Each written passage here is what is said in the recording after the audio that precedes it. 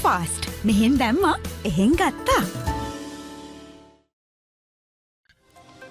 Facebook සහ Instagram ඇතුළු සමාජ මාධ්‍ය තුළ ප්‍රවර්ධනය කරමින් තිබෙන වංචනීක ක්‍රිප්ටෝ මුදල් ව්‍යාපාර පිළිබඳව අග්‍රාමාත්‍ය කාර්යාලයෙන් විශේෂ නිවේදනයක් නිකුත් කර තිබෙනවා.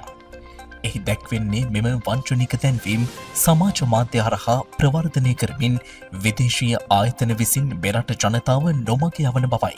අග්‍රාමාත්‍ය ආචාර්ය හරිනි අමරසූරිය සහ අනිකුත් ප්‍රසිද්ධ ශ්‍රී ලාංකික පුද්ගලයන්ගේ නම් භාවිත කරමින් මෙම වංචා සහගත ප්‍රචාරණ සිදු කරමින් සිටින බවයි වාර්තා වන්නේ.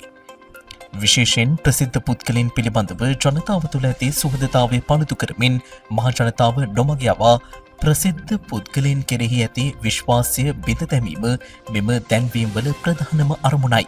ලිතුවේනියාවේ සිට ක්‍රියාත්මක කරන මෙම වංචනික ගිණුම් මගින් සිදු කරන වංචනික දැන්වීම් සහ ප්‍රවර්තනයන් මෙරට ෆේස්බුක් භාවිතා කරන්නන් ඉලක්ක කරමින් සක්‍රියව ක්‍රියාත්මක වෙමින් තිබෙන බවද අග්‍රාමාත්‍ය කාර්යාලය සිය නිවේදනයෙන් දන්වා සිටිනවා. එම නිසා රජයේ නිලධාරීන් සහ ප්‍රසිද්ධ පුද්ගලයන්ගේ අනුමැතිය ඇතැයි අසත්‍ය ලෙස ප්‍රකාශ කරන ක්‍රිප්ටෝ මුදල් ආයෝජන ප්‍රවර්තනය කරන ඔන්ලයින් දැන්වීම් වලින් ප්‍රවේශම් වන ලෙස ජනතාවගෙන් ඉල්ලා සිටිනවා.